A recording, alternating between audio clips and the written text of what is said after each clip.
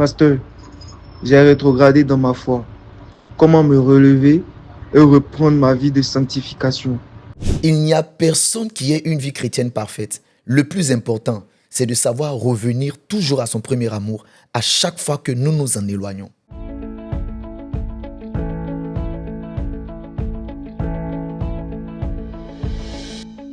Bienvenue dans Aide-moi à comprendre, le podcast qui répond sans détour aux questions que tu te poses sur la vie chrétienne. Le péché est certes un problème, mais le plus gros problème, c'est l'après-péché. Quelle attitude as-tu après avoir péché? La Bible dit dans 1 Corinthiens 10-12 que celui qui croit être debout ne prenne garde de tomber. En réalité, il n'y a personne qui soit debout et qui ne soit exposé à tomber un jour. Tout le monde peut tomber et abandonner à tout moment. Seule la grâce de Dieu nous maintient. Rétrograder n'est pas seulement une affaire de sexe ou d'impudicité, c'est juste un péché visible. Le pire, c'est de baigner dans des péchés invisibles, tels que l'orgueil, l'hypocrisie, la rancune ou le manque de pardon, etc. et de croire qu'on est debout.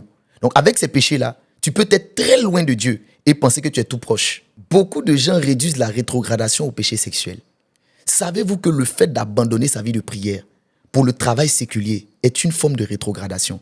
Il y a des gens, à cause du travail, ils n'ont plus le temps pour prier, pour évangéliser, pour aller à l'église, pour avoir un temps d'intimité dans la présence de Dieu, ou même pour faire des retraites spirituelles. Si tu es dans ce cas, tu as aussi rétrogradé. En fait, la rétrogradation, c'est quand une chose autour de toi prend plus de place dans ton cœur que Jésus. Quand c'est ton téléphone portable ou ton amoureux qui prend plus de place dans ton cœur, tu as rétrogradé. C'est le fait de s'éloigner de Dieu pour ses intérêts ou ses plaisirs personnels. Donc, ce qui prend le plus de place, ce que tu aimes le plus que la présence de Dieu, c'est ce qui te fait rétrograder. Une personne qui mange beaucoup, plus qu'il ne jeûne, c'est-à-dire quand on dit jeûner là, c'est un problème pour toi. À partir de 15 heures déjà, tu as trop faim.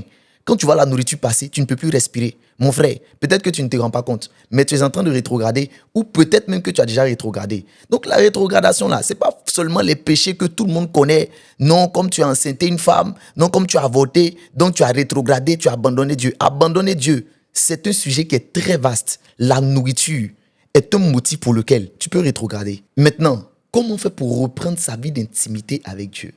Il faut changer votre système de pensée concernant l'amour de Dieu. Si vous ne comprenez pas l'amour de Dieu, il vous sera difficile de revenir au Seigneur.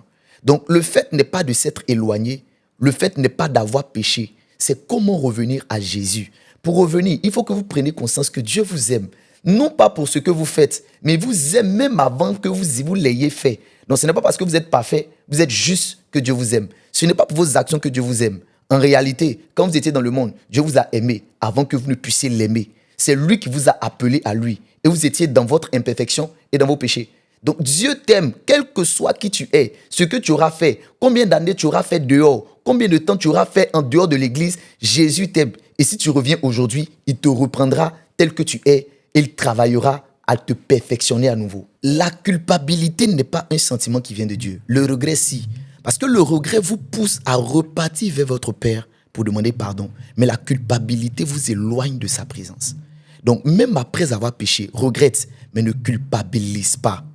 Il faut que tu aies conscience de la miséricorde de Dieu pour toi. En fait, le souci de certains chrétiens, c'est qu'ils pensent que Dieu pense comme eux. Si toi, tu es rancunier, Dieu n'est pas rancunier comme toi.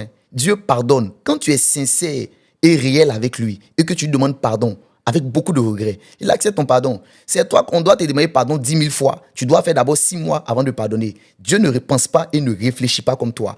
Si tu lui demandes pardon aujourd'hui et que tu décides de revenir, Dieu t'accordera sa grâce et sa miséricorde. Voilà pourquoi la Bible déclare qu'il est miséricordieux. La miséricorde, c'est quoi? C'est accorder quelque chose à quelqu'un alors qu'il ne le mérite pas du tout. Il te donne une récompense que tu ne mérites pas. En réalité, avec ce que tu as fait là, Dieu ne doit pas te pardonner. Il ne doit pas te reprendre avec lui. Mais il est tellement miséricordieux qu'il te reprend quand même. S'il peut reprendre le tueur, à combien plus forte raison, toi qui t'es juste éloigné. Ensuite, quand vous revenez vers Dieu pour lui demander pardon et reprendre la marche avec lui, il faut aussi que vous vous soumettez à un homme. Il faut que vous abandonnez l'orgueil, que vous vous humiliez en face d'un humain, un homme de Dieu ou un pasteur qui va vous conduire et vous conseiller. En fait, il y a certaines rétrogradations qui viennent du fait de l'orgueil de l'indépendance. Il y a des gens qui sont tellement indépendants que Satan finit par mettre la main sur eux et les éloigner simplement de Dieu. Tu ne peux pas dire que tu es soumis à Dieu sans avoir appris à être soumis à un homme. Par la même occasion, il va falloir apprendre à ne pas juger ceux qui tombent.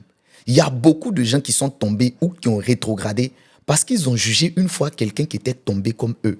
Tant que tu vas juger les gens, tu vas continuer à tomber. L'humilité, c'est de prier pour les autres. Le Saint-Esprit ne t'a pas oint pour juger ceux qui tombent. C'est pour prier pour ceux qui tombent. La Bible même le dit d'ailleurs dans le livre de Galates chapitre 6, que quand une personne tombe dans le péché, il faut aller relever la personne. Il faut l'aider à se relever. Ce n'est pas de l'enfoncer. Il y a trop de chrétiens qui vont jusqu'à enfoncer leurs frères, à les juger, à les critiquer, à les condamner, alors qu'eux-mêmes, ils ne sont pas encore passés par là, hein, mais ils condamnent et jugent.